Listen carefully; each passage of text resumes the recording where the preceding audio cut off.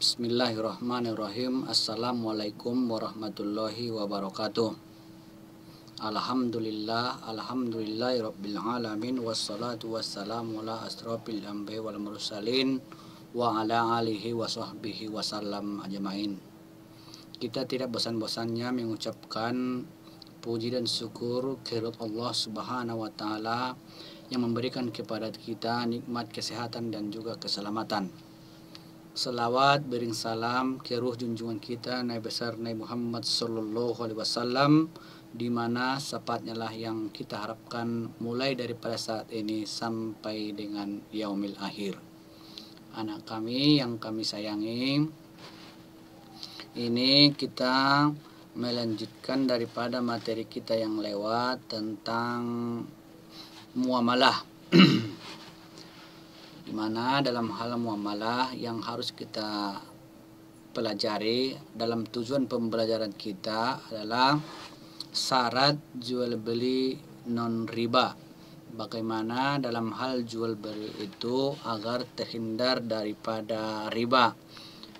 Yang pertama, di mana menjual sesuatu yang sejenis ada 3 syarat. Di mana dalam hal meminjam kita atau meminjam kepada si peminjam harus serupa atau sejenis timbangan dan juga banyaknya. Maksudnya berapa yang kita pinjam harus sesuai jenis maupun banyaknya. Yang kedua harus tunai.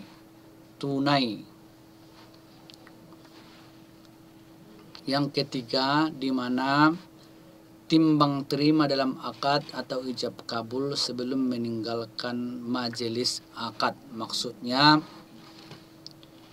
kita mengucapkan ijab kabul sebelum meninggalkan tempat jual beli. Menjual sesuatu yang berlainan jenis ada 2 syarat. Yang pertama, tunai. Maksudnya itu tunai kontan, itu dalam hal tunai, langsung dibayar. Yang kedua, timbang terima dalam ijab kabul sebelum meninggalkan majelis akad. Di mana dalam hal serah terima ijab kabul atau akad sebelum meninggalkan tempat jual beli. Jadi dalam hal solusi supaya tidak riba harus mengubah daripada transaksi.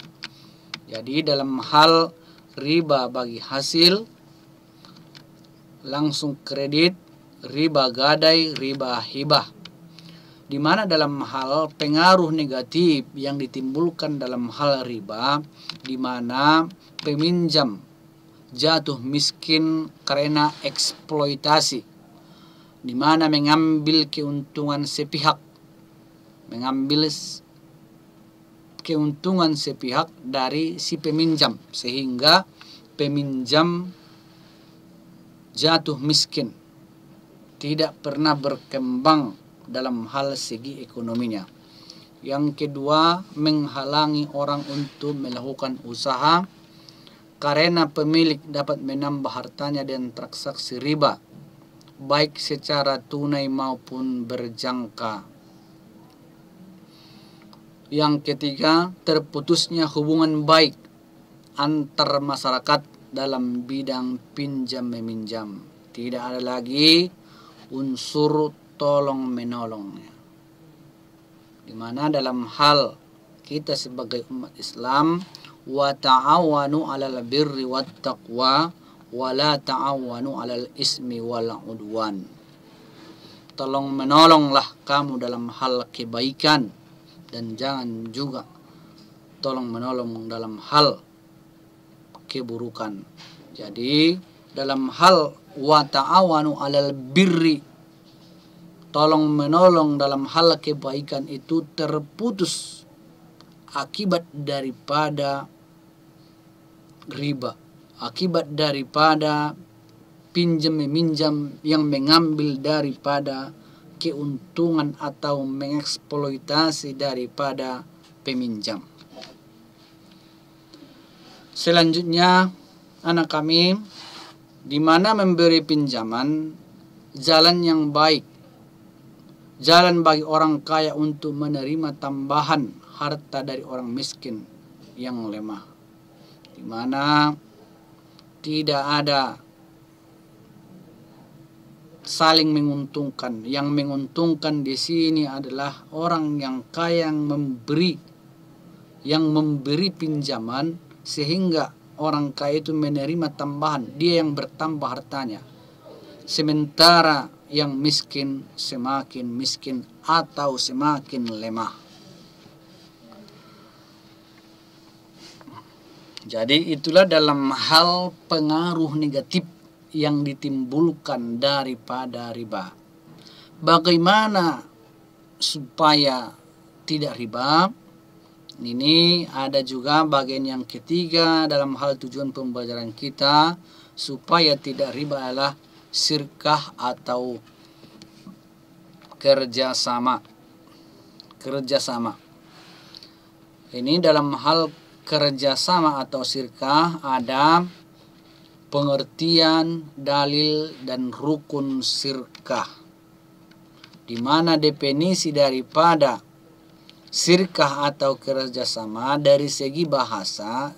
Kerjasama adalah perseroan atau persekutuan atau kerjasama dalam hal definisi daripada syirkah atau kerjasama itu.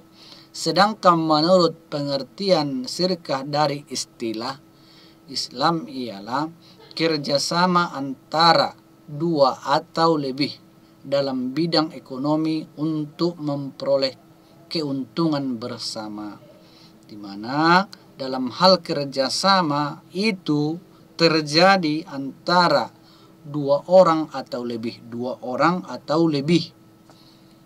dalam bidang ekonomi untuk memperoleh keuntungan bersama.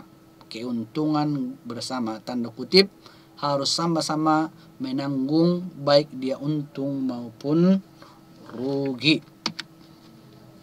Adapun landasan hukum syirkah ada dalam Al-Quran, Quran surah An-Nisa ayat 12, yang artinya maka mereka berserikat pada sepertiga, dan sesungguhnya kebanyakan dari orang-orang yang berserikat itu sebagian mereka berbuat zalim kepada sebagian yang lain, kecuali orang yang beriman dan mengerjakan amal saleh. Quran surah Sa'ad ayat 24. Begitu juga dalam hal landasan hukum sebagai hadis, di mana dari hadis dari Abu Hurairah, Rasulullah Shallallahu Alaihi Wasallam bersabda, sesungguhnya Allah Azza wa Jalla berfirman, aku pihak ketiga dari dua orang yang berserikat selama salah satunya tidak mengkhianati yang lainnya. Hadis riwayat Abu Daud. Di mana dalam hal syirkah atau musyawarah merupakan bentuk umum dari usaha bagi hasil, di mana syirkah atau musyarakah merupakan bentuk umum dari usaha bagi hasil,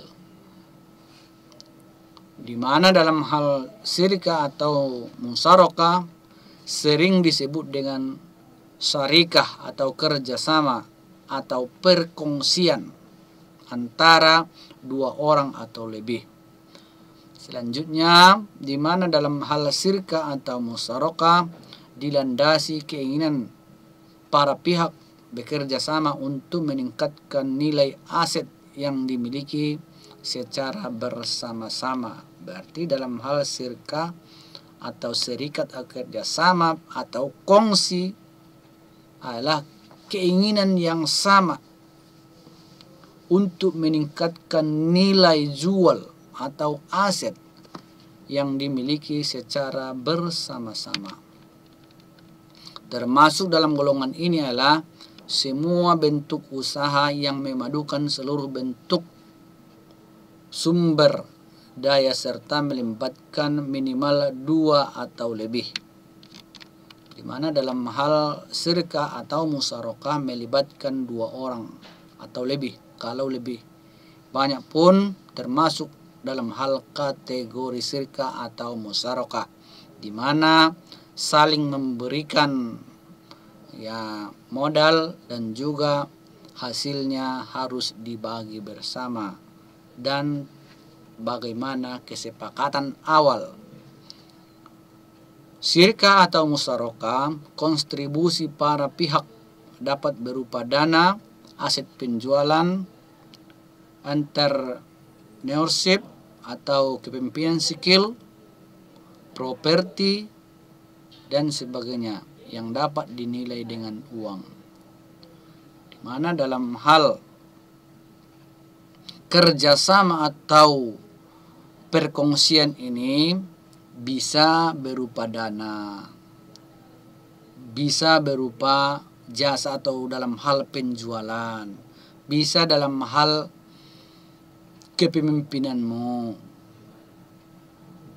begitu juga dalam hal keterampilan, begitu juga dalam hal properti, kepemilikan, dan juga sebagainya yang dapat dinilai dengan uang, maka disebutlah itu kontribusi para pihak yang memberikan dana, maka disebutlah itu sebagai sumber yang dinilai dengan uang. Bisa dengan batasan waktu maupun tanpa batasan waktu. Dalam hal kontribusi yang kita berikan, baik dia aset maupun keterampilan, bisa dengan batasan waktu maupun tanpa batasan waktu yang kita berikan dalam hal syirkah atau kerjasama dalam hal usaha yang dibuat. Dengan menyatukan semua modal, maka pemilik modal berhak turut serta menentukan kebijakan usaha yang dijalankan pelaksana proyek. Di mana dalam hal siapa yang berkontribusi, yang ikut dalam hal yang memberikan modal, maka dia ikut untuk menentukan kebijakan ke arah mana supaya mendapatkan keuntungan bersama dalam hal pelaksanaan suatu proyek atau usaha. Di mana dalam hal syirkah dan musyarakah ini, biaya pelaksanaan dan jangka waktu usaha harus diketahui bersama. Harus diketahui bersama, jangan hanya sepihak. Adapun macam-macam syirkah, yang pertama adalah bisa syirkah harta atau disebut dengan syirkah inan. Bisa juga disebut dengan syirkah fisik atau syirkah abadan, syirkah mudarabah, syirkah wujuh, syirkah muafadah. Itulah dalam hal macam-macam kerjasama atau perkongsian. Syirkah yang dilakukan oleh 2 orang atau usaha penyelenggara, yakni 2 orang berikut harta mereka berdua untuk disepakat secara langsung menjalankan aktivitas yang melibatkan harta tersebut untuk mencari keuntungan. Di mana dalam hal syirkah harta ini, syirkah yang dilakukan oleh 2 badan atau lembaga atau bukan lembaga, yakni 2 orang berikut harta mereka berdua yang bersepakat untuk secara langsung menjalankan aktivitas yang melibatkan harta serta untuk mencari keuntungan. Syirkah fisik atau syirkah abadan. Syirkah yang dilakukan 2 orang atau lebih hanya dengan badan atau tenaganya dan sama sekali tidak melibatkan hartanya masing-masing, hanya bersifat tenaga. Syirkah yang dilakukan oleh fisik atau orang dan harta, yakni pihak yang memiliki harta tersebut sebagai pemodal, investor, sedangkan pihak yang hanya menyertakan fisiknya disebut pengelola. Berarti harus anak kami mengetahui apa yang disebut dengan investor. Investor adalah orang yang hanya memiliki harta atau sebagai pemodal. Sedangkan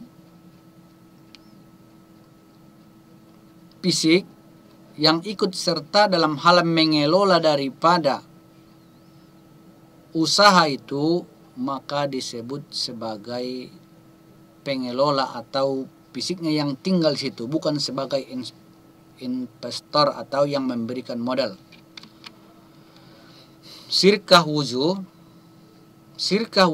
yang dilakukan oleh dua orang dengan menggunakan harta orang lain di luar keduanya.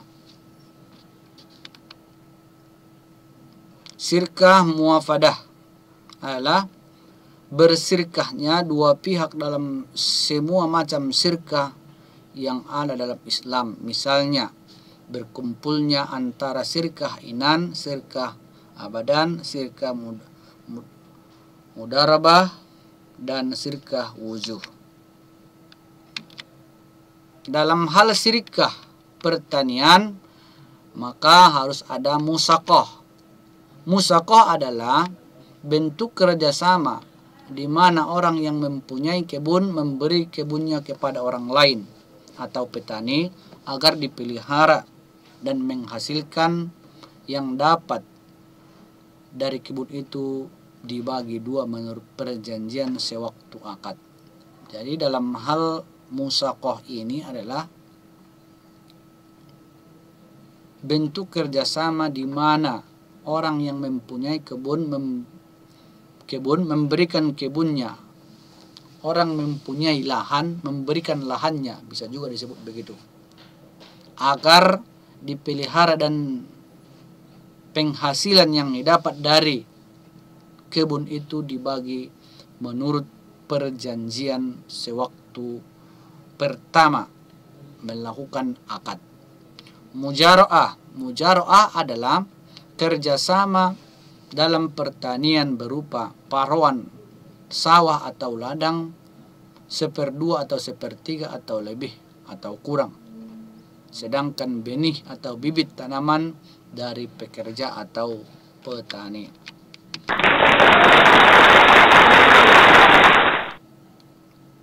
Yang keempat adalah hukum perbankan. Ini dalam hal bank.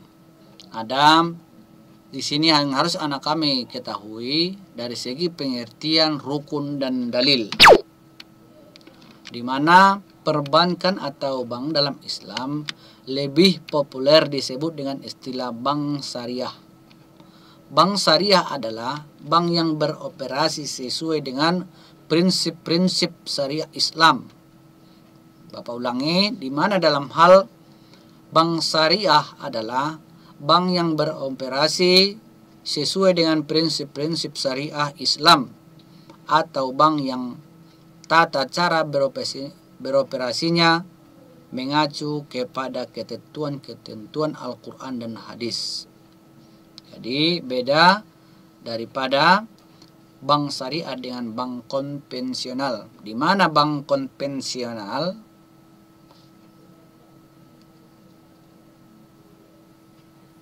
berbeda dengan bank syariah, di mana bank konvensional bank yang beroperasi yang tidak sesuai dengan syariat Islam, sesuai dengan profesinya itu, tata caranya itu sesuai dengan kemauan untuk mendapatkan keuntungan yang lebih besar tanpa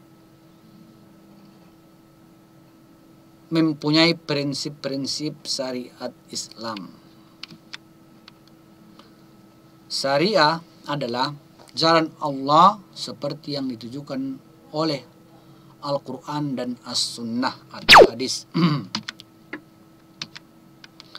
Bank syariah, prinsip utama perbankan Islami adalah menghindarkan diri dan menjauhkan diri dari unsur-unsur riba dengan mengganti dengan sistem bagi hasil dan pembiayaan perdagangan. Bank syariah yaitu agar lembaga perbankan dapat menghasilkan keuntungan dengan cara meminjamkan modal, menyimpan dana, membiayai kegiatan usaha atau kegiatan lainnya yang sesuai. Di mana dalam hal prinsip hukum Islam dalam hal bank syariah ini melarang unsur-unsur transaksi perbankan, di mana yang pertama perniagaan atas barang-barang yang haram, di mana Islam melarang penjualan barang-barang yang dilarang seperti bunga riba, perjudian dan spekulasi yang disengaja atau maisir.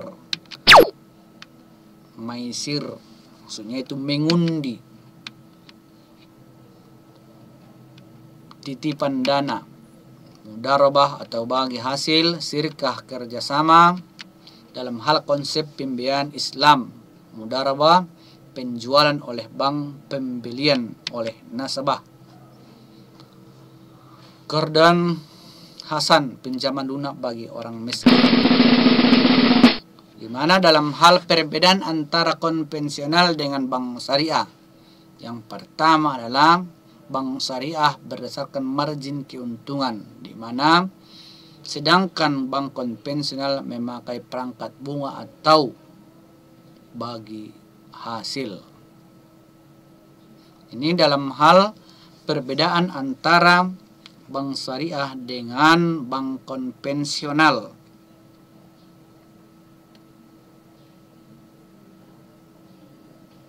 Di mana dalam hal bank syariah melakukan investasi yang halal saja, sedangkan bank konvensional adalah melakukan investasi yang halal dan haram.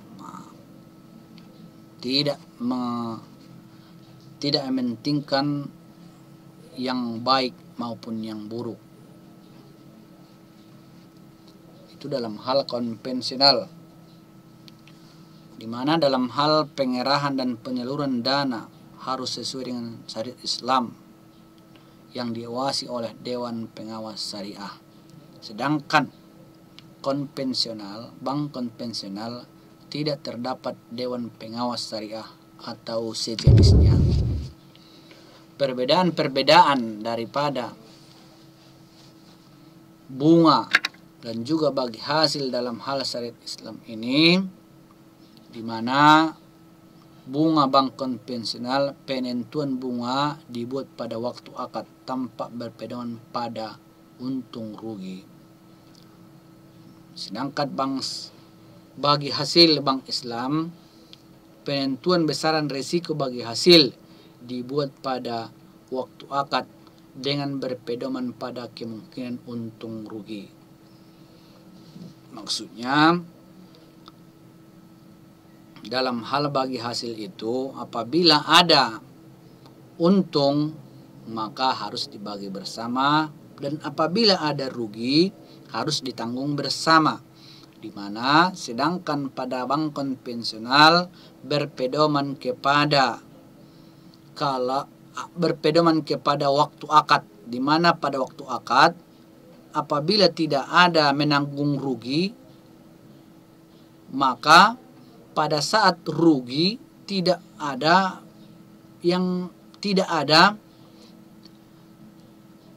ada sama-sama merugi, tapi hanya sepihak, di mana pada saat waktu akad.